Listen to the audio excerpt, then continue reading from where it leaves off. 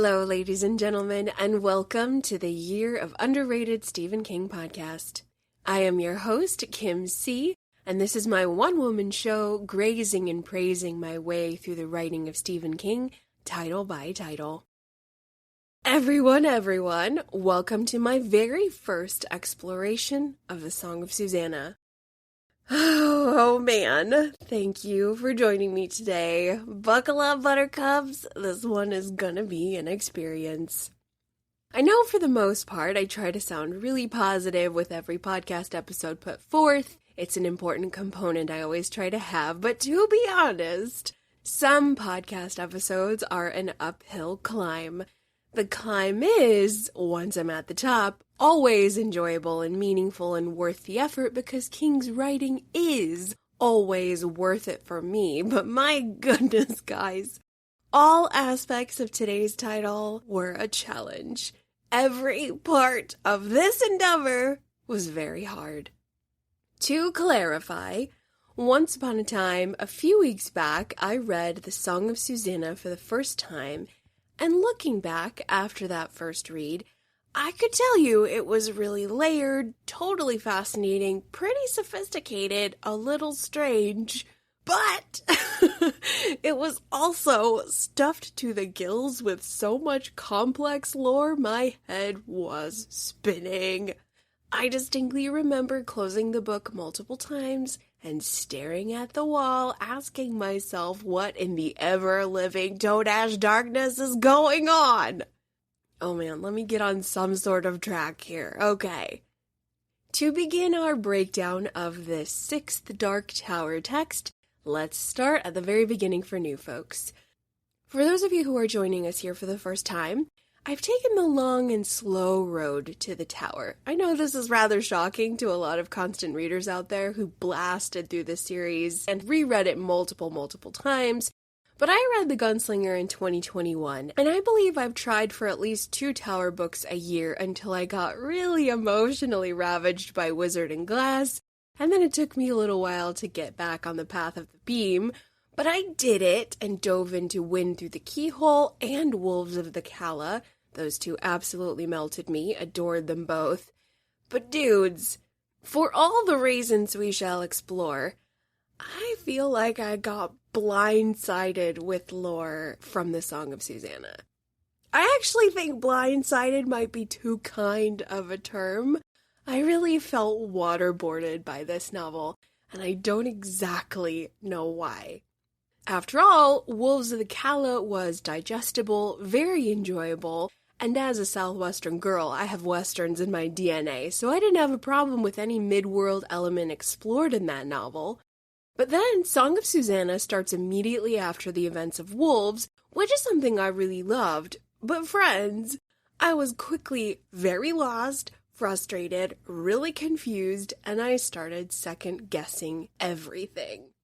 I soon spiraled and wondered if I had even read the other novels. Did I know anything about the Dark Tower series? Was I paying attention? Am I a dumb kid? Why is this hard? It shouldn't be this hard. Did I sun-fry my brain too much this summer by reading too long at the pool? Because what is going on? I mean, you guys know, Susanna Dean has to be one of, if not the greatest, most complex female Stephen King character ever. I love Susanna Dean, and this novel has a ton of Susannah. I should adore this novel. I should be shouting from the rooftops that I get all this time with Susannah, and yet, why am I lamenting? Once more, am I a dumb kid? I don't know about you guys, but my natural first reaction is to attack myself and my own abilities, beat myself up good and plenty, but my second thought was, maybe it's not me. Maybe it's just this text. Is the Song of Susannah genuinely a more complicated episode in the Dark Tower saga? Is it generally a harder book? And many thanks to the constant reader community for validating my emotions when I learned it is indeed a more challenging text, and that it's normal if this Dark Tower novel feels like work. And it was hard work, people. And when I realized a king text is taking more than it's paying out, I have to seek assistance, and I did that exact thing from many Stephen King people with specialties in the Dark Tower. Thank you, Matt and Scott from Gangslingers. And I also, ladies and gentlemen, had to do a full and complete reread of the text, as well as some external research, which in the end was a very good thing. I'm really glad I did it, even though I was very cranky at the time. It did allow me to enjoy the novel so much more, despite all the questions. Therefore, after 2 read-throughs, research, additional Tower Junkie commentary, and Song of Susannah analysis, I still don't feel like I'm on solid ground, but the show must go on. Today, we're going to celebrate to the best of our ability what's working well in this text, what I observed, what I liked, and we can leave the harder questions to more knowledgeable, capable people who have had more than one trip to the tower. I feel in time, I'm trusting that I'll be able to have a more solid understanding of what in the actual hell is going on, but I've done all that I can for this moment in time, so let's go with that. Say it with me, everybody, this time with feeling. Oh, Discordia. Now, with all of that in mind, this episode is going to be a little different than the traditional novel analyses where we have our tried and true formula of strengths, characters, criticism, and questions. Today, for the sake of my sanity, we're going to throw everything in one big bucket. A huge pile of everything in one zone we're labeling observations. We're going to have one area with my subjective, objective observations from these 2 read-throughs of the Song of Susannah. In this observation bucket, there will be positives, negatives, neutrals, and questions, but I feel much more at ease putting everything in one area. I think it's a very cathartic juncture experience, if you will. Dump everything out and start separating all the components into little piles, and that's what we're going to do today, lovies. We're going to take a look at everything that falls on our feet from our readings. For my reading copy, I used the 2005 Scribner paperback with 10 full color illustrations that is 413 pages in length. This is a novel comprised of 13 stanzas and 1 coda, which are all approximately 30-ish pages in length, and they are the following. First stanza, Beamquake. Second stanza, The Persistence of Magic. Third stanza, Trudy and Mia. Fourth, Susannah's Dogan. Fifth, The Turtle. Sixth, The Castle Allure. Seventh, The Ambush. Eighth, A Game of Toss. Ninth, Eddie Bites His Tongue. 10th, Susannah Mio, Divided Girl of Mine. 11th, The Writer.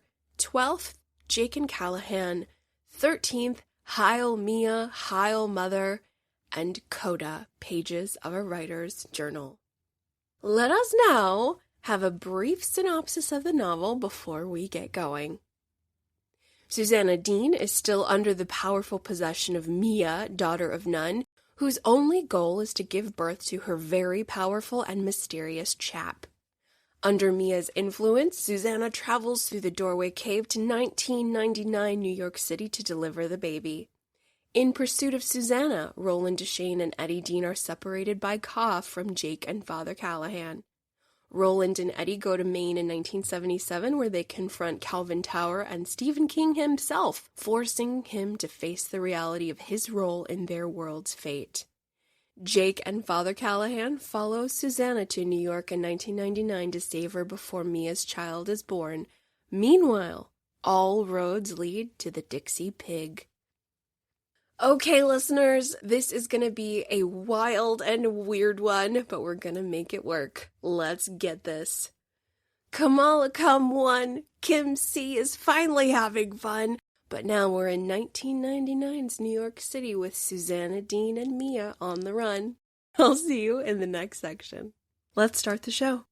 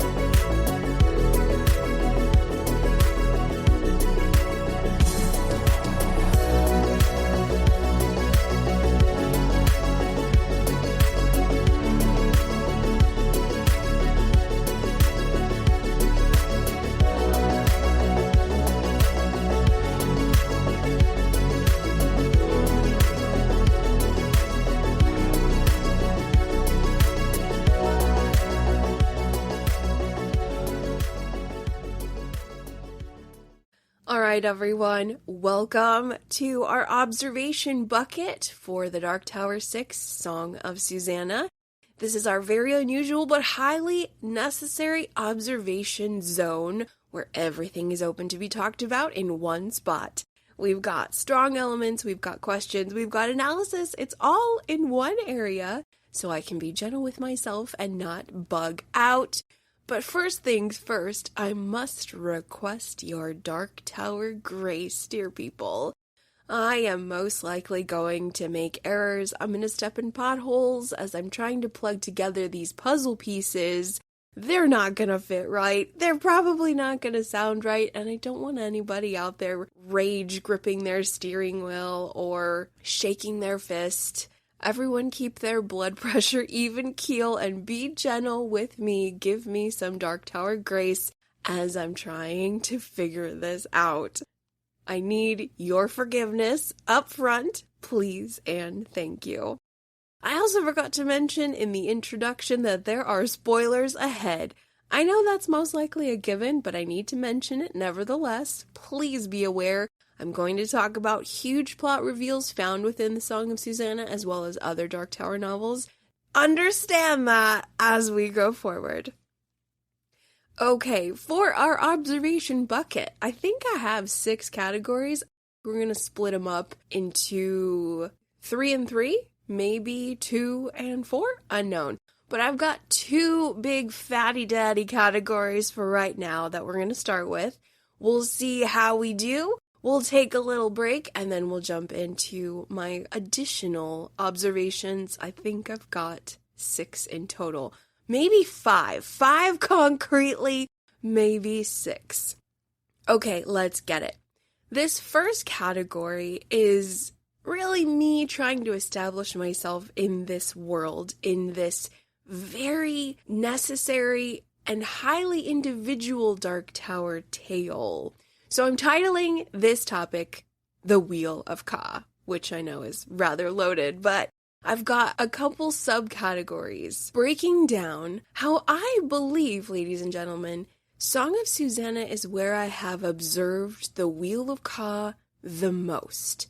Out of all 5 Dark Tower novels, I really feel King is broadening the reader's perspective, at least for me, of course. This is, of course, just a very subjective look. For me, as the reader, I believe I thought about the saga of the Dark Tower and the journey as a whole more than I ever have before. And I think that is because King is, especially in our Mia and Susannah chapters where we're really getting a deep dive into this world that has moved on, specifically in chapter 10 when Mia and Susannah are in Feddic and we have a really in-depth palaver between Mia, Susannah, and I think Detta jumps in there once or twice. But we learn about the science and the magic that makes up this world. I know it's a little rudimentary, but I need it to understand. I think more than ever before, I am fully aware that this world used to thrive on magic. Magic is what the benevolent foundation of this world was, and then science came in the forms of North Central Positronics, Lamarck, Sombra. I'm still really confused on all 3 of those. The tech corporation is good, I know that, but then we've got the science that came through and kind of destroyed everything, and now we have, if I'm correct, remnants of both. The dying magic, the dying science, and everything is just a husk of what was, for the most part. But yet, at its root, at the core of this Dark Tower saga, is the Wheel of Ka, the Wheel of Destiny, the journey of our heroes, and the fact that this wheel has been turning in everyone's individual life, especially Roland's. So before I spiral off too far into ethereal philosophical concepts, I want to talk about the structure of this novel, because I think the structure of this novel is helping me see Ka really well. For example, we've got 13 stanzas and a big old coda. At the end of each stanza, we've got the stave and response. They're 4 lines each, they always rhyme, and they all contain Commala in some way. We learned about the word Commala in Wolves of the Cala, when everybody was in Cala Bryn Sturgis for our Magnificent Seven Samurai plot borrowing, where we had to rescue the town's children from the wolves. We spent a lot of time in that area learning about the traditional customs. We learned about Lady Ariza and throwing the plates, which is a game, but it's also weaponry. And then we have a wonderful scene where Roland is dancing to a traditional dance, where he is doing this Commala kind of jig. Ka, of course, is a part of Commala. And so when I kept seeing at the end of every single stanza the stave and response, I thought to myself, why is he doing this? This kind of thing belongs in Wolves of the Cala, where we're in that traditional community where we've got the Manny, we have Father Callahan spreading Catholicism, and then we have all of these traditional roots of what Cala Bryn Sturgis has endured and survived as this midworld community. So I thought it was ill-placed at first, and then when I spent some time with each stanza and looking at these chapter-ending call and responses, I thought to myself, or this is echoing something else, something greater, something bigger, which I feel is what King is doing with this story. Everything is getting an expanded frame, the frame that we've had thus far for the Dark Tower, which is Roland the Gunslinger, then the Quartet, then the early Quartet with Cuthbert and Elen and Susan and Shimi and the mission of the tower. Well, now it's all so much bigger. And I think these little peculiar stave and response, for whatever reason, I feel like it's pointing to a larger picture and not just these cutesy little sing-songy things. They all contain Commala. At the end of every chapter, we're returning to Ka. So, I don't know, I felt like it's helping me focus on the fact that this journey, Song of Susannah, is a game-changing one. It's all on the wheel of destiny.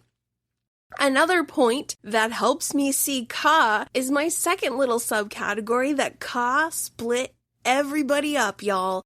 Oh my gosh. This novel structure is really fantastic in showing me Ka, because our quartet is not together. Very, very disjointed. And it seemed like when Jake, Oi, Eddie, Roland, when everybody was getting ready to cross through the doorway cave, Ka had other plans. So, of course, the novel begins with Susannah and Mia in 1999 New York City. Roland and Eddie end up in Maine 1977 for reasons they do not understand. We eventually learn that Calvin Tower, there was a necessary exchange that needed to happen, as well as our run-in with Stephen King, more on that later. But then Jake, Oi, and Callahan follow Mia to 1999. It's unknown as to why they were split in that particular way, but I love it. I love the novel structure. I love that King decided, let these deck of cards go flying in the directions they had to go, because it leads me to believe that there is a greater hand at work, a larger picture at work, and I've never felt that before until this book. My third subcategory, the reason I really believe that the Wheel of Ka is stronger in this novel than ever before, is the fact that the plot takes us all the way back to the gunslinger. Oh my goodness. This is some brilliant plotting in general as a creative writing move, so good job, Steve. But I love this, guys. This really became a saga for me when I found out the paternity of Susannah's baby. So this is a huge, huge, huge reveal that I believe comes through in chapter 4 when, wow, this little fetus growing inside of Susannah has Roland's eyes. And it is learned that this entity that was with Roland and Jake in Chapter 3 of The Gunslinger, or Part 3, I should say, The Oracle and the Mountains. There was a very strange, odd little sexual experience in that story.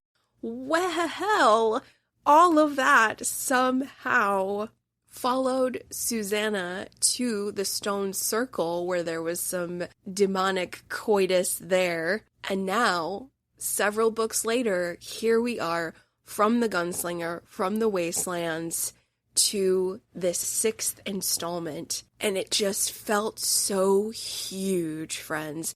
The story felt so immense and strong, realizing, oh my God, they're all connected.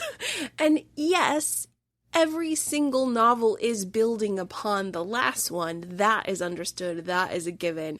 But the fact that not a drop was wasted, not a moment of the previous plot threads from the other stories, it's all gonna count for something.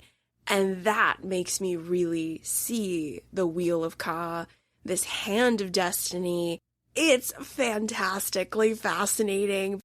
I just felt like I was a part of something much bigger than I realized. It's not just this cowboy fantasy western hybrid Lord of the Rings thing. It is that, but it's also bigger. It's also so much bigger. And that's a fun feeling to feel. My last subcategory for the Wheel of Ka is the mirroring characters. I really enjoy what King did. I don't know if this has been utilized in other Dark Tower novels. It might have been, but I really enjoy how our characters, when they cross through the doorway cave into New York and Maine in the different time periods, we have Henchek the Manny on the Calibran Sturgis side. The Manny, as I understand them, are a group of monk-like individuals with special knowledge. I don't know a ton about them. Henchek is one of their head guys. And then when they cross over, almost everybody, at least our New York people, encounter Reverend Harrigan of the Holy God Bomb, who is really eccentric, but I like that we have this very strong religious force on one side of our dimensional plane. And then when they cross, they have this other totem, strong, religious, almost like a modern interpretation of Henchek the Manny, but on our side, who's probably just as passionate and really strong and rooted in his own orthodoxy. So I just like the parallels. I love the mirroring in this story. I know we are totally all over the place, friends, so let me try and recap us and get us on track here. So our first category, I'm looking at the Wheel of Ka and how much I felt it in this story more than ever before. And that was revealed to me through the novel structure, our stanza rhymes, our stave and response. I think my favorite one is at the very end. It's our coda. It's not as long as the other ones, but I love it.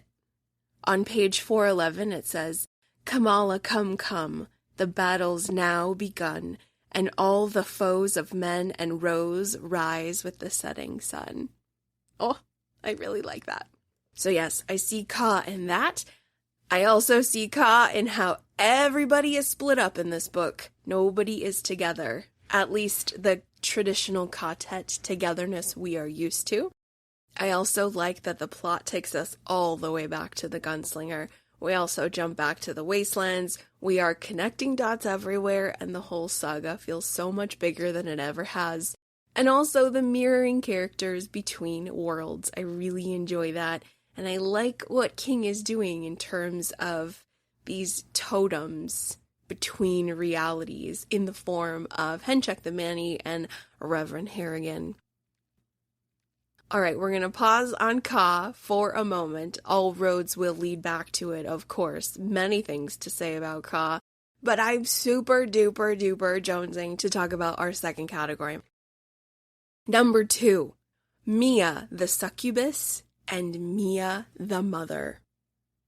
Okay, ladies and gentlemen, I super duper loved so much all the time that we got to spend with Susannah and Mia and Detta. More on Detta later. I love her so much. But anyway, I think it's gotta be my favorite part of the book. This book, of course, is a sad story. The actual Song of Susannah is one soaked with lament and sadness and grief, as it is sung for the 3 murdered black men in 1964, when Susannah was still a part of her world and time. And so that song carries over to this symbiotic relationship with Mia that she didn't really ask for, but she's kind of stuck with. And there's fear and sorrow. But I want to deviate from the brilliance of Susannah and talk about Mia, this amazing character. Oh my gosh. We met her for a couple minutes in Wolves of the Calla when Susannah is consumed and eating everything in sight in the swamp. Frog bones and bird wings and just full-on live fish she's plucking out of the muck and down her gullet. But we really get to learn a lot about Mia, and I nerded out super hardcore in this area. So my first question is asking, is Mia a succubus? Here is the traditional definition.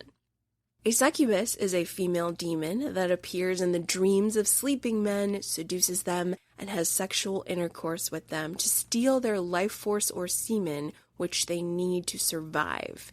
This supernatural encounter often leads to the man's mental and physical deterioration, and in some legends, the birth of a hybrid child called a cambion. Oh, okay. So we actually do have that. I was struggling a little bit with really nailing down if she is a succubus because, as you all know, it's really opaque. We get the most detail on Mia's true nature in Chapter 10, when she and Susannah have their palaver, they're in Fedek. It's a really solid chapter, I really like it. In Chapter 10, King does reveal to the reader that she takes human form, incarnates, has sex with them, they die. Unknown if she has to have sex with them to survive. Mia is a really challenging entity to nail down because she's very old. It seems like she's been quite ethereal for a very long time. But she has been on the death cycle for a really long time.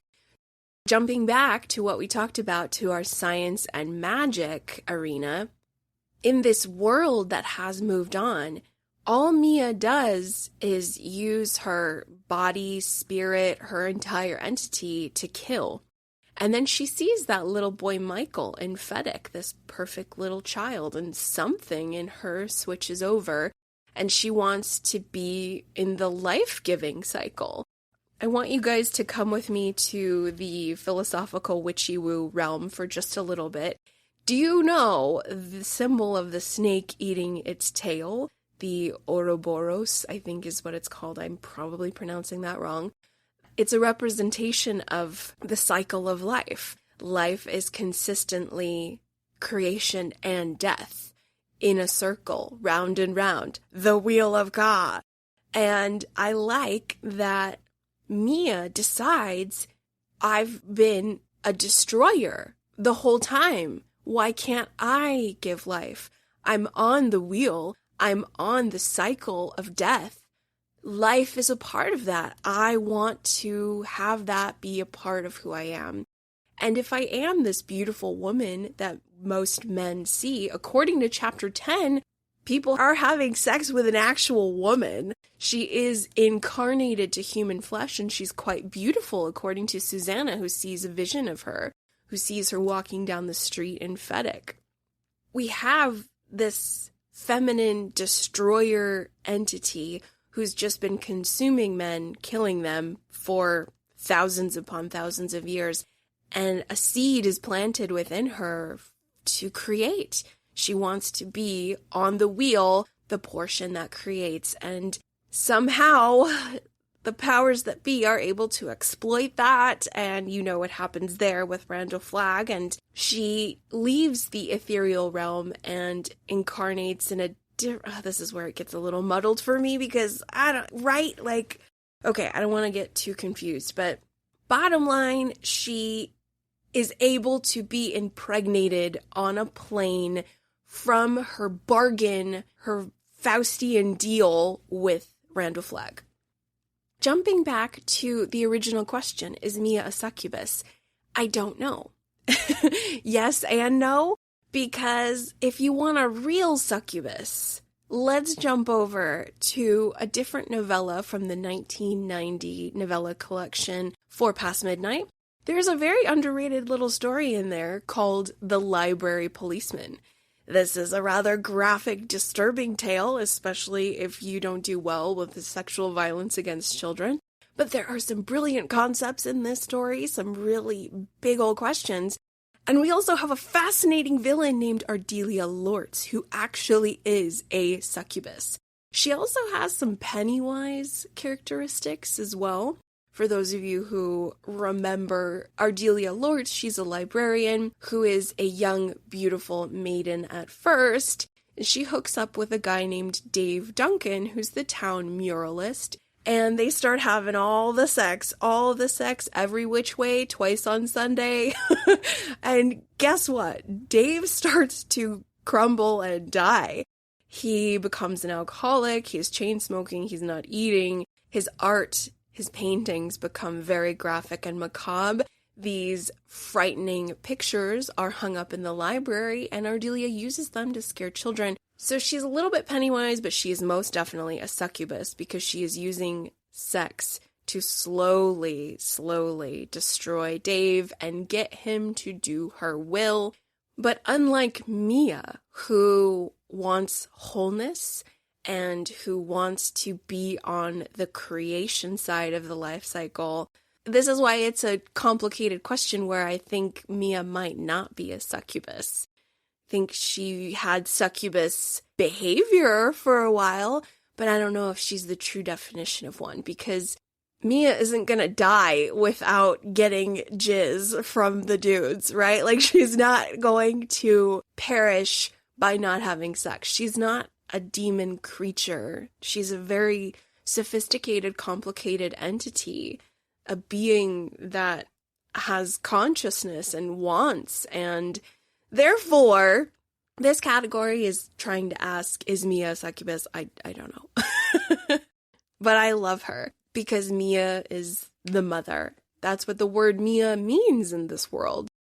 So I really love what King is doing with this character. So many layers and complexity. We actually have a succubus in The Library Policeman with the character of Ardelia Lortz, who is a traditional, irredeemable, very frightening villain. And then you have Mia, who is maybe a few of those things. We are told that, yeah, she's been destroying men via sex for a long time, but now there is this desire for a child to create. She wants to give life, and that's sophisticated, guys. That's not a succubus. That's something different entirely. That's something richer and deeper, which is why Mia is incredible. Wow, I'm just loving this lady, and my heart is breaking at the end of this novel because I believe it is not going to go well for her. I have a feeling she is going to meet a tragic fate, and I'm mourning her already because knowing the people who she has bargained with is going to be a disaster. So I'm really broken for this lovely character who is Mia, and I'm thrilled we had so much time with her. There is this closeness between she and Susannah at the end as well. It's great stuff. But Mia the succubus and Mia the mother, bottom line, everybody, I don't think she is a succubus, but she's so much more. Ardelia Lortz is a succubus, but I don't know about Mia. I think she's something really rich indeed.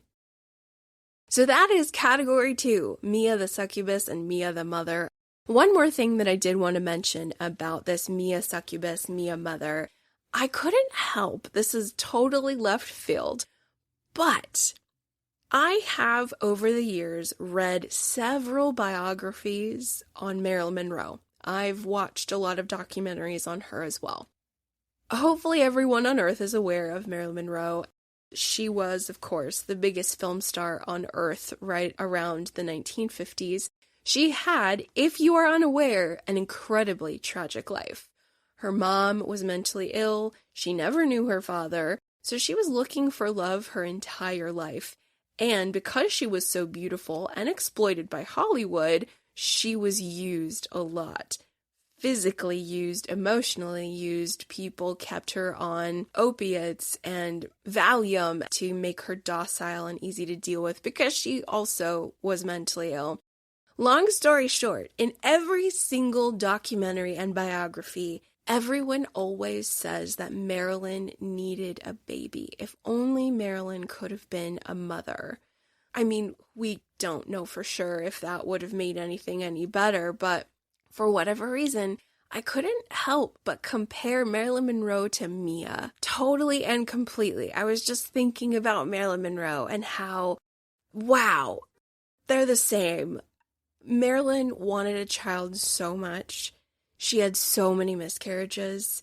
She had a lot of problems. I think a child is what Marilyn Monroe wanted more than anything in the world. And she couldn't have one. And she was just used and used and used by everyone. Everyone in her life used her. She did have some moments of autonomy and agency, but they were so small and insignificant because of all of these other people who had influence over her and all the love that she craved. And so I really believe that it's very accurate what King is doing in terms of the desperation for a child from the character of Mia, who has, in a way, even though she's been doing the using, she's just been used. She's never been valued. She's never been able to give anything. She's only been able to take. And she's sick of it. And she wants something completely her own. This wholeness where her body is not going to destroy, it's going to give. And I think that's what Marilyn wanted. She wanted to give something. She wanted a second chance and all of these beautiful representations that children can symbolize. Yes, it's not exactly who knows what would have happened if it were different.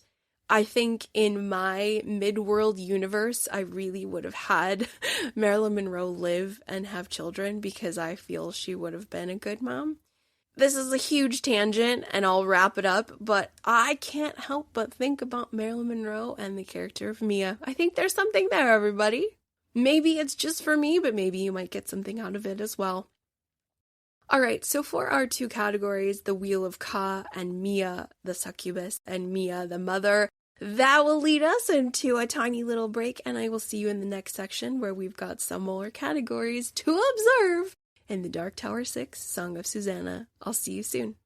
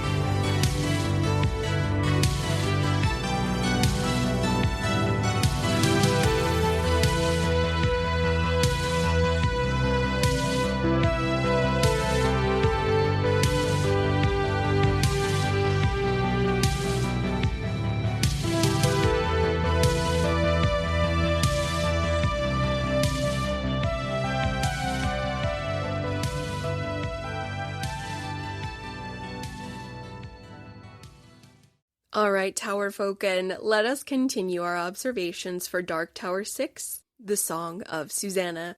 I have a couple more categories for you. Let's see how we go. This next one, oh man, I've been wanting to talk about it for a while in terms of the other Dark Tower explorations, and this is as good a time as any to get this one laid out on the floor. So let's talk about it. Category 3. Arthurian legend and who is Mordred? Okay, This is a big one. I believe I first got wind of the Arthurian legend sproutlings inside this story from the gunslinger, because I do believe early on it is said that Roland's gun, the handles, are from the sword Excalibur. Excalibur is a very, very famous sword connected to the legend of King Arthur.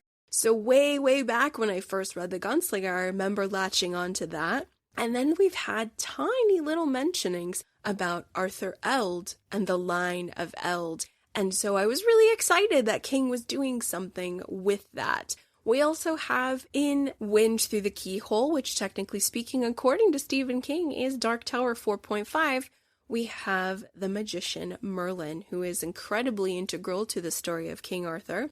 So I want to talk about that first, guys. I need us to establish a quick synopsis on the story of King Arthur, because I want to plug in the actual legend, because Mordred is a huge character. And I don't know if everybody out there realizes how insane Mordred was in the actual tale, which is why I'm really freaking out about his upcoming birth. Quick cool thing, in case you guys are not aware, there are several creators to the Arthurian legend. It has roots in Britannia from the 12th century, and then later centuries, Sir Thomas Malory, T.H. White, everybody has kind of thrown their name in the hat in terms of adding and subtracting to the Arthurian legend. If you really like that kind of stuff, I think it also parallels the story of David in the Bible. I will talk about that in greater detail in just a second, because this one is kind of a wild one. But I want to give a really quick synopsis on who is Mordred in the Arthurian legend. And the fact that Mordred is attached to a lot of prophecy in both the Arthurian legend and in the Dark Tower. Firstly, let us establish Mordred in both stories is a child of incest. Mordred was the nephew of King Arthur. He was the son of Arthur via his sister Morgane. But let's back up even further. Okay, super quick. This is ancient Britannia, and Arthur's father is Uther Pendragon, who's the king of Britain. I also could be getting that wrong, forgive me if I'm screwing up, but Uther Pendragon, the king, he has everything he wants. He desired the Duchess of Cornwall, the Lady Igraine. Only Lady Igraine was married to the Duke of Cornwall, those pesky things. So King Uther asks Merlin to give him the Lady Igraine. And Merlin gives Uther shape-shifting powers. He puts a magic spell over him to turn Uther into the Duke of Cornwall so he can trick her and have sex with her. But Merlin says, there will be a child if you do this, and the payment for my services is this child. I want to teach him, and I will make a king for Britain who is worthy. This illicit union you crave will produce offspring. I'm going to want that kid. Here's where it greatly parallels the biblical story of David in the Bible. If anybody is interested, super duper quick, jump over to 1st and 2nd Samuel, where King David, probably Israel's best king, Jesus is said to be descended from the line of King David. He's a really big deal. King David committed adultery with Bathsheba. He had her husband murdered. There was a son that came out of that. And even though there was repentance, the kingdom of Israel never knew peace after this really big sin from King David. But the prophet Samuel is Merlin. So I have a feeling when Christianity was in Britannia, this is how the Arthurian legend was cooked up. Just a hypothesis. I don't have enough textual evidence to support this. Just a theory at this point. But anyway, back to the legend. So Uther, of course, transforms into the Duke of Cornwall. He has sex with the Lady Igraine. She gets pregnant. Arthur is born. Arthur grows up with Merlin, who makes him a good man, teaches him magic, teaches him justice and morality, and here is where the story spirals off. This next part has several versions, but here's the one I like the most. So I'm not sure if this was a diabolical scheme against Merlin. Merlin had enemies and they wanted to destroy Arthur, his favorite pupil. Most versions of the story paint it as such, or if it was just a wild night that got a bit too wild. But the Lady Igraine also had a daughter with her actual husband, the Duke of Cornwall, named Morgane. And one night, when Arthur is a horny young buck, he hooks up with a hot lady who happens to be his half-sister, Lady Morgane. Morgane becomes pregnant and gives birth to Mordred, who eventually grows to become a real sociopathic monster who, in battle, kills his father Arthur, who is king. He kills King Arthur, and he is killed by his father Arthur. And there we go, folks, the quick, not so quick highlight reel of the real Arthurian legend. I also forgot to mention that while Arthur was training with Merlin, the Lady of the Lake, this mystical, benevolent goddess, gives Arthur the sword Excalibur. The greater story that can be inferred is that Britannia is a sacred, magical place, and the country and its magic is binding together to bless the king they deem to be worthy of the land. So Excalibur the sword is Arthur's whole brand, guys. He takes it with him to the Crusades. I think that's what's used to kill his son Mordred. And that's where we also get the Knights of the Round Table and Camelot and all of these vital elements of the King Arthur story. So fast forward to Dark Tower 6, Song of Susannah. The line of Arthur Eld, okay, the gunslingers come from this line. Roland's father, and the guns have the wooden handles from the Excalibur sword. Okay, I love it. I think it's great. Riddle me this, everybody. Why is Arthur Eld at the Dixie Pig eating a roasted baby?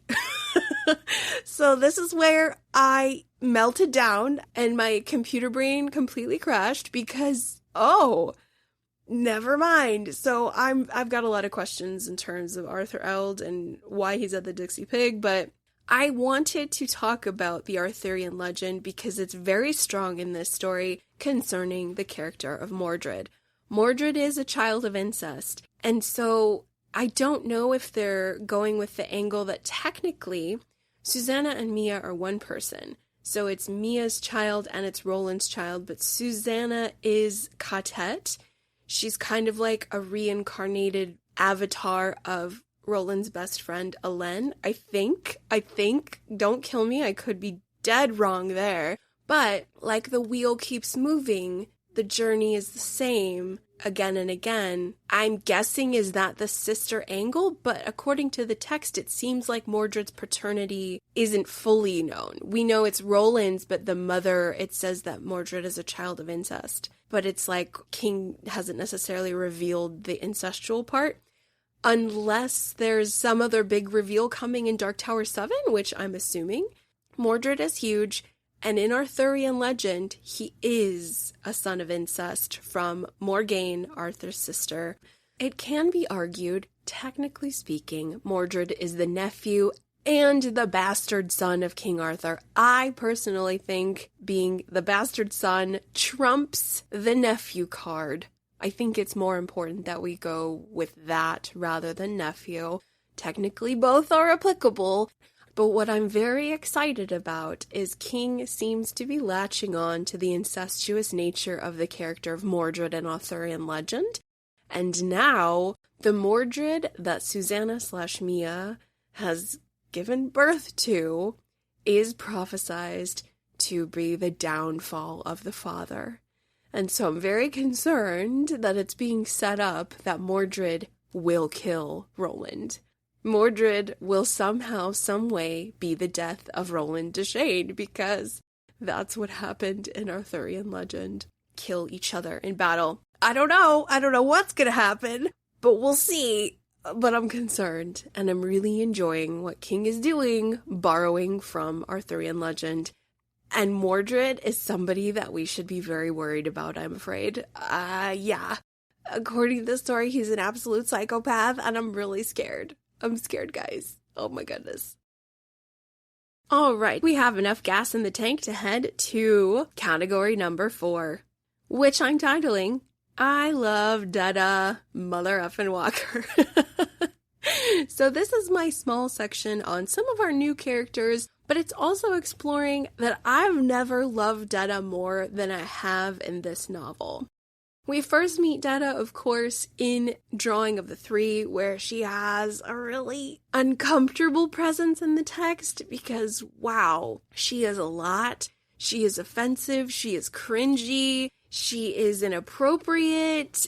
It's a whole thing of, I think the reader genuinely dislikes / fears Detta.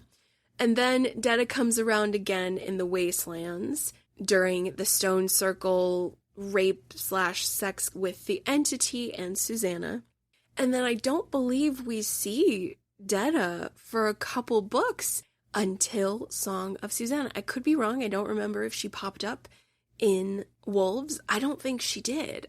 Maybe it was very, very brief, but it was nice to see her again. And what I like in terms of what King did with Detta in this installment is that she's like a security system. Detta pops up when things are dicey. Like, Detta is almost summoned, even though I don't think Susannah directly summons Detta. Detta is now part of the security system. And I love that, and that's how I viewed her in this story. When things start to get scary for Susannah, when things are threatening the host that is Susannah, Detta just elbows first into the room, hot like fire, wanting, it seems like, to protect Susannah against Mia. Mia, who has this agenda, like, I'm bringing this chap into the world. I don't care what happens. You're doing what I say. I'm pregnant. I need to get where I need to get to. And I just love that every time we see Detta in this story, it's very much like an alarm system. She is a force to protect Susannah. And that's how it's coming across, and I love that. Detta seems to not have her own agenda in this one. Every crazy thing out of her mouth is trying to help Susannah. Totally, it is.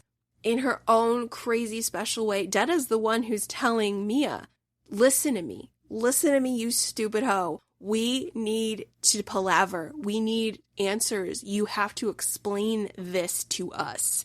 We're gonna palaver. I don't care what I gotta do to you. We're gonna palaver. And I just love that because Susannah is in such a desperate place. She's technically alone. She's without Roland, Eddie, Jake, or she's alone. She's in a different time. And she's got this baby thing happening, this full-term thing ready to go. She has to stop the labor at one of the Dogons in our early chapters. And so oh man, I've never loved Detta more than in this book. This is the novel where I'm like, oh my god, Detta rules. Because before, I don't think I cared for Detta. I was like annoyed by her. I was really uncomfortable with Detta. And now I'm just so in love with her because she's genuinely trying to help and protect Susannah. And what's super funny is Mia is afraid of Detta. It's awesome. We also have a moment where they're on the phone in the New York hotel with Richard Sayre, who we also met in Wolves of the Calla, and he is trying to manhandle the moment a little bit, and Detta pipes up because she's acting as that guard dog. She's acting as that security system, which I super duper love. We don't have a ton of new characters in Dark Tower 6. We've got Trudy Damascus, who we meet in early New York 1999 with Susannah and Mia, and she's pretty cute. It reminds me of what King did in Drawing of the Three when we're jumping around New York and we get an entirely new point of view from random townspeople. It could be a restaurant waitress, the airplane stewardess, it's also the pharmacy cashier. So King just jumps into a rando, and I felt like that's what Trudy Damascus was. We also have Mr. Mathieson, who is the Scandinavian pooping guy. He secures Mia and Susannah a hotel room. He also has some incontinence, and the turtle helps him with that. It's a very strange, random aspect of their early arrival in 1999 New York City. One of the larger new characters we have is John Cullum. He is somebody who takes care, for the most part, of Roland and Eddie when they are in 1977 Maine. He is a baseball collector, kind of a private, reclusive person who lives alone in the forest, pretty knowledgeable, and so he is one of our newer folks that bridge this clunky arrival with everybody in Maine. And then I guess the other fourth new guy that's worth exploring is, of course, Richard Sayre. We get a lot more time with this guy. The Richard had me thinking that he was Flag. I don't know if he is, because Flag in this world is Walter, Martin, a bunch of different aliases. So I think that Richard is just another arm of the Crimson King, and he is sort of the vocal middleman between Mia and this delivery, and he's trying to get Susannah and Mia to the Dixie Pig, which is a terrifying place, by the way. Oh my god, the Dixie Pig. But yes, so I wanted to give quick mention to our characters, some of the new additions in this story, but mostly it's a celebration of Detta Walker. I've really never loved her more, everybody. I just think she's great in this. Alright, cool kids, I think we're going to take one more little breather, and I have one final category for us, as well as final thoughts, wrapping up. So to wrap up this section, we discussed Arthurian legend and who is Mordred, followed by I love Detta Mother Effin' Walker, and some of our other new additions, such as Trudy Damascus, Mr. Mattison, John Cullum, and Richard Sayre. Alright, I will see you in our final section where we've got one last category as well as any last thoughts for Dark Tower 6, The Song of Susannah.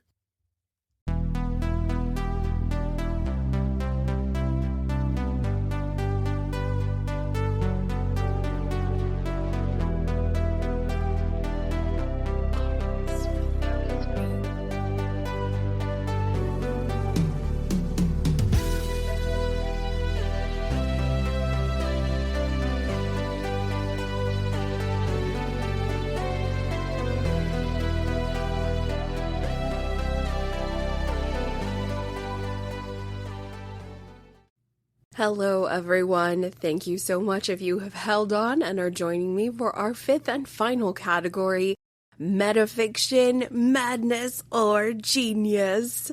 I think it's a little bit of both. Oh my gosh, okay, you guys know what I'm referring to, and if not, well, King decided to write himself into the fictional fabric of this story, and it is both wild, amazing, head-scratching, confusing, but all around pretty spectacular. I gotta say, I was very uncomfortable with it at first, especially when we had a few sproutlings at the end of Wolves of the Calla, where Father Callahan picks up a copy of Salem's Lot, and so I started to sidestep to the left in terms of liking that.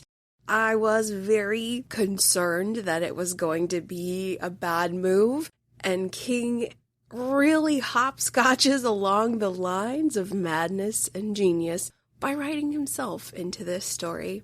So really quick, the traditional definition of metafiction is that it is a form of fiction that emphasizes its own narrative structure in a way that inherently reminds the audience that they are reading or viewing a fictional work. This is completely solidified right around chapter 11, The Writer, when Roland and Eddie have made their way to the home of Stephen King. There is a lot of ethereal, benevolent confirmation that this is maybe the right move or the right place they need to be. They are hearing a song of some kind, unknown if it is the Song of the Turtle specifically, but Roland and Eddie know that they are in the right place. They start speaking with Mr. King. This is a really fantastic chapter, everyone. It goes super hard. It is so lengthy and exploratory, and wow, does it raise a lot of questions, but I really, really enjoyed it. So this is a very large chunk in the latter half of the novel where the metafiction is metafictioning in all caps, everybody. It is really going hard. It is breaking that fourth wall, and it is alluding once more to our first category, the Wheel of Ka. destiny is at work. There is a much larger frame being created, a huge expanse occurring as we read. We also see this reinforced with the coda. This is the very end of the novel. It is, again, a very lengthy exploration on journal entries from Stephen King, starting from when Roland and Eddie have left him to his picking back up the Dark Tower over several more decades of his life. He's growing older, he gets sober, and of course, all roads lead to the fateful event of June 19th, 1999, where in this novel, Stephen King is killed by the van. It's such a haunting, frightening concept, but I love what King is doing by writing himself into this Dark Tower novel, because what it does, again, the Wheel of Ka is moving. It's making King almost a character in his own life and asking the reader, if all of this is real in the magical imagination of fiction and literature, what if the Crimson King marked Stephen King and there was always going to be this Todash around him, that shadowy call that Roland and Eddie can see, this dark mark from the Crimson King, because King is so special, because he is the weaver of this tale. He is on the Wheel of Ka in some way, and so it would make a lot of sense if in his earth and time, life was at certain moments exceptionally difficult in terms of addiction and the accident that almost took him out. And in this case, it did. And what if that was directly from an evil, larger force at work? Fascinating stuff, y'all. It is a bit hard to digest at first, the fact that Roland and Eddie are, in fact, at Stephen King's house in 1977, and we're talking about his real-life children, his real-life wife. It's wild. It's odd. It's almost a bit too personal. I feel the coda is the same. I mean, granted, King could have fictionalized whatever he wanted in terms of exploring his own life, but there is such an intimacy. There is such a huge intimacy in this section of the story, and man, it just gets so much bigger. Circling back once more, we're on the wheel to our first category, the Hand of Fate. It's more prevalent and in my face than in any other Dark Tower text, and wow, I'm kind of in awe. Before we move on any further, I want to spend a little bit of time in the text because, gosh, we have some gorgeous, gorgeous writing, specifically in Chapter 11, and this segment I have chosen is from Chapter 11, Part 11, 11, 11. Oh my goodness, I can't believe it. This is on page 294 in my USA Scribner paperback. Pretty sure it's USA. I want to share a little bit of the magical, weird, crazy genius from King's dalliance with Metafiction. This is when Eddie and Roland have hypnotized Mr. King. So King is currently in a state of trance, and wow, what comes forth is pretty amazing. Let's explore what he's doing here. Once more from Chapter 11, The Writer. How many times do you think the Lord of Discordia has tried to kill you, Stephen? Kill you and halt your pen, shut up your troublesome mouth, since that first time in your aunt and uncle's barn? King seemed to try counting, then shook his head. Della, he said. Many. Eddie and Roland exchanged a glance. And does someone always step in? Roland asked. Nay, sigh, never think it. I'm not helpless. Sometimes I step aside. Roland laughed at that, the dry sound of a stick broken over a knee. Do you know what you are? King shook his head. His lower lip had pooched out like that of a sulky child. Do you know what you are? The father first, the husband second, the writer third, then the brother. After brotherhood, I am silent, okay? No, not okay. Do you know what you are? A long pause. No, I told you all I can. Stop asking me. I'll stop when you speak true. Do you know? Yes, all right. I know what you're getting at. Satisfied? Not yet. Tell me what. I'm Gan! Or possessed by Gan. I don't know which. Maybe there's no difference. King began to cry. His tears were silent and horrible. But it's not Dis. I turned aside from Dis. I repudiate Dis, and that should be enough, but it's not. Ka is never satisfied. Greedy old Ka, that's what she said, isn't it? What Susan Delgado said before you killed her, or I killed her, or Gan killed her. Greedy old Ka, how I hate it. Regardless of who killed her, I made her say that, for I hate it, so I do. I buck against Ka's goad and will until the day I go into the clearing at the end of the path. Roland sat at the table, white at the sound of Susan's name. And still Ka comes to me, comes from me. I translate it, am made to translate it. Ka flows out of my navel like a ribbon. I am not Ka, I am not the ribbon, it's just what comes through me, and I hate it, I hate it. The chickens were full of spiders, do you understand that? Full of spiders. Stop your snivelment, Roland said, with a remarkable lack of sympathy to Eddie's way of thinking, and King stilled. The gunslinger sat thinking, then raised his head. Why did you stop writing the story when I came to the Western Sea?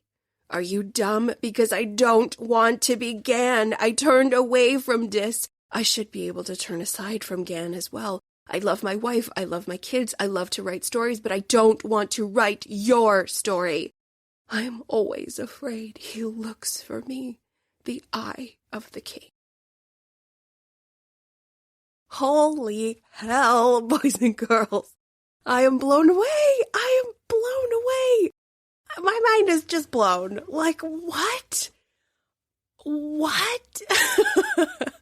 It's the most delightful, enchanted what I could give. Of course, the first time I read the novel, I was just shaking my head. I put the book down. I'm pretty sure I was pacing in my kitchen and had to take a huge break because I could not fathom what was going on, all these huge concepts, but it works. The Crimson King has marked Stephen from childhood. Those little red spider bellies and that mark of something hunting you, something that is a shadow over you, making life difficult, making life dangerous.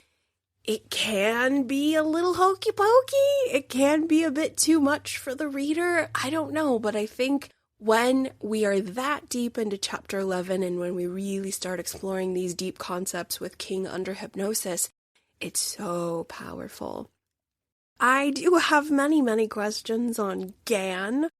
Gosh, guys, I don't know who that is. I am assuming Gan is the center / the god of the reality. I don't know if it's all realities. I don't know if it's the traditional Judeo-Christian god. I don't know what sort of polytheistic, monotheistic thing we've got going on. If it's connected to the tower, if it's beyond the tower, I have many a question. But before we dive into other questions, I want to celebrate the use of metafiction, because I feel at first it was a bit jarring, and I might not have wanted to celebrate it. I might have tiptoed around it and thought it very ambitious.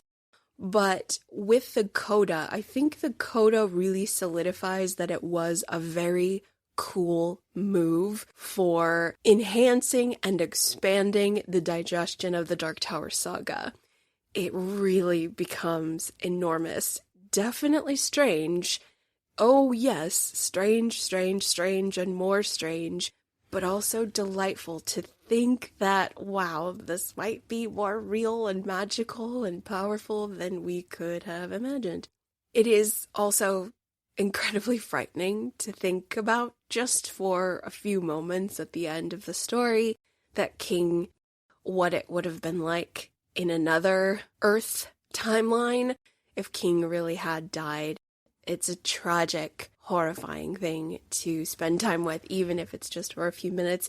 And I actually audibly out loud told myself, it's not real, he survived, he lived. And that's freaky. I didn't know it had that much power over me, but it is such a hauntingly realistic dissection and exploration of his life in this coda that in those final horrifying moments, I had to remind myself, okay, It's not real, it's fiction. So I am very, very curious jumping into Dark Tower 7 here in the next few weeks. I mean, if Mr. King is dead, what does that mean for the rest of Roland's story? Gosh, guys, I have so many questions. Anyway, giant recap over everything we've explored. First category, the Wheel of Ka. Second category, Mia as mother, Mia as succubus, ? Third category, Arthurian legend and who is Mordred, followed by I really love Detta Walker in this story. I've never loved her more, as well as a quick exploration of some of our new faces in the story, and then we have metafiction, madness or genius. It's both. Mr. King is both mad and a genius for this insertion and exploration of his personal life into the fabric of Roland and Eddie's tale. It is cool. It was weird at first, but then the water gets really comfortable and you start to like it, and I really, really liked it.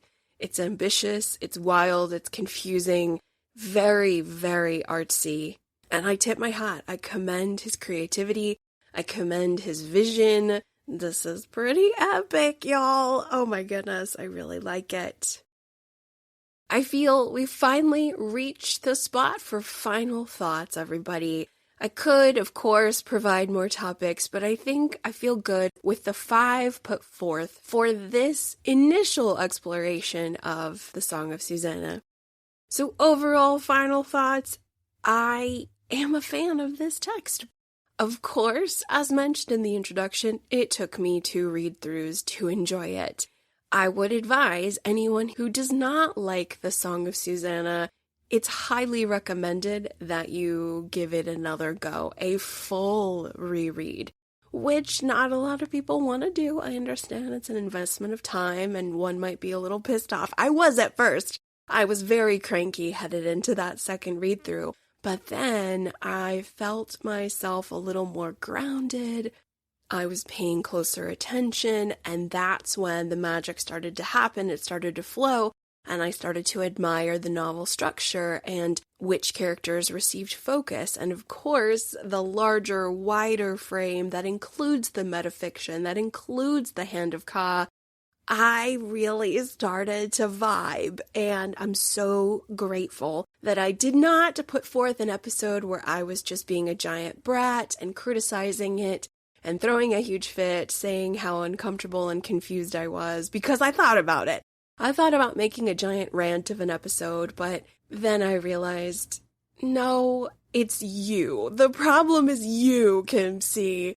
So you need to do your due diligence and at least try and get some orientation. At least get some cohesion and clarity enough to explain yourself. And maybe then you'll feel a bit different. So yes, I had to do a lot more work for this book. Oh my god. This was probably the hardest I've worked since The Stand. The Stand wasn't, no, this is the hardest I've worked because The Stand is just long. The Stand has a lot to it, but it's all very easy to digest. There was a little bit of Bible research for that one, but it wasn't bad.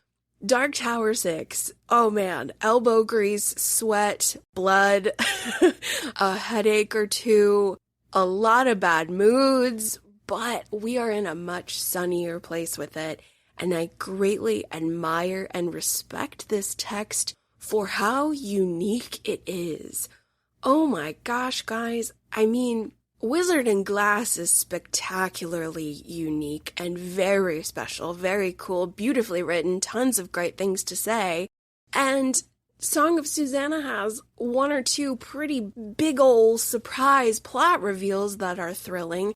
But structurally, and this metafiction thing, the symbol of Mia and Susannah in this very feminine, complicated space, we have a lot of cool stuff in here, y'all.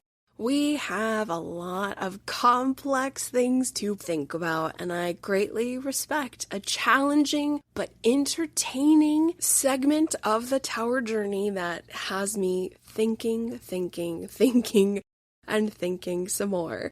Sometimes I get a little frustrated with overthinking things, but overall, I really enjoyed this one because it's so different. oh man, just looking at all the previous 4 to 5-ish books, we'll leave Wind Through the Keyhole on the outskirts. We won't have it in the comparison quite yet, because it's a really spectacular, very special, embedded narrative. But all the other ones, gosh, they're so unique. I want to say in books 1 through 4, the Western Foundation, of course, carries them all through, connects them all very well. But, oh man, there are so many unique elements. Cowboys in New York City, we just have so many cool things to explore in every single book. And I have heard not a lot of people like Song of Susannah, but I can say I do enjoy this book. Is it not as strong as other books? Maybe, but I don't know. I think when I think about Song of Susannah, I don't look at it in terms of strength. I look at it in really expanding some huge concepts that we need before going forward to the conclusion of the Tower Saga. That's my assumption. Questions! Oh dear, I have a zillion. Questions, unknown if they will be answered in Dark Tower 7. We'll just throw a few out there. Maybe you guys can help me, but once more, don't spoil anything, because I will get to Dark Tower 7, and maybe I'll just figure these out by myself. I've mentioned I'm really confused about Sombra, Lemerc, and Tet, how that all works. I don't get it. Why do we need all these corporations? I know that Sombra and Lemerc are connected. I know that Tet is kind of the good outlier. I really am curious as to what Mia actually is. I still don't know. She kind of explained it, but I don't get it. I really didn't. I reread that passage several times and I still don't get it.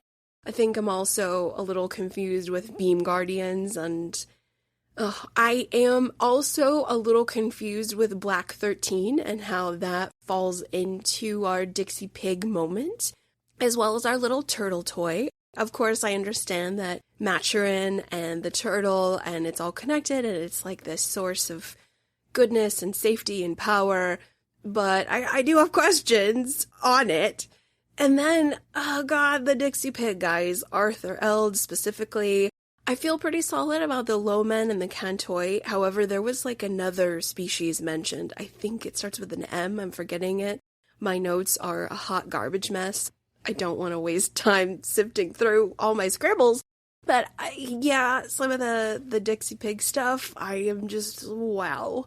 What is happening? What is happening there? Why are they eating a baby? Why is Arthur Eld eating a baby? Don't know if that's a red herring, because I don't think they're going to eat Mordred. I have a feeling Mordred's way too powerful, way too important. The Greater Prophecy for Mordred, very excited and eager to learn how that's going to shake loose, so that could be cool, especially if we are sort of loosely following Arthurian legend. Very excited about that. I know it ain't gonna go down well for Mia. I just 100% know. I have a feeling it's gonna be very tragic. I'm also scared shitless for our sweet Susannah, y'all. I am scared. I don't know if her fate is entwined with Mia's, in which case oh god, if Susannah, oh my god, if she... Friends, I don't even know if I faced this at the end of my double readings. Like, if Susannah dies? Oh my god! I mean, I've... Clearly, I'm having a moment. I'm having a moment of, like, shock. Utter shock thinking about Susannah dying, which I didn't know that's how I truly felt. I think I was ready to let go of the character of Mia, but I don't know if I'm ready to let go of Susannah. Oh my god. Okay, well, I think I'm panicking a bit. I didn't know that's how I truly felt, and that's pretty cool for the broadcast, I guess. You guys are getting a live reaction of me sort of flipping out, because I didn't even think about Susannah being wrapped up in this fate. Okay. Of course, Dark Tower 7 will be on the horizon. I hope to pick it up maybe end of Halloween time. I do have a couple plans in the works. There shall be some more constant reader interviews ahead. We've got some fun ones, and then I'm hoping to revisit From earlier this spring, my work with Gerald's Game and Dolores Claiborne as a double episode, exploring what unites them. I really, really, really want to do a good job on that, but I've never done a double episode before, so it is a complicated, complex endeavor. We're going to see if we can make it work. And then, yeah, I would like to make Dark Tower 7 a part of my fall 2025. Maybe my November. I still have to read Lacey's story for book club. I am also spending some time with the brand new short story collection, The End of the World as We Know It. That is going to be featured on the Patreon. So if you're interested in additional Stephen King content that is not here on the podcast, jump over to the Dance Macabre with Kim C. That is dance with an S, patreon.com/dancewithkimc. And I think that's all I have for you guys. Oh man, this one was a challenging uphill climb, but I'm very proud of myself. I think it's a good, solid foundation for this first exploration of Song of Susannah, and hopefully there will be more solid, entertaining revelations for the future, because I do plan on making several more trips to the tower. And that's a joyous thing to hold close. Thank you guys so very much for listening to this wackadoo episode that's a little all over the place, but bless you all for your support and encouragement and patience overall. I really appreciate you all very, very much. Thank you for listening. Take care, and I will be in touch. Bye-bye.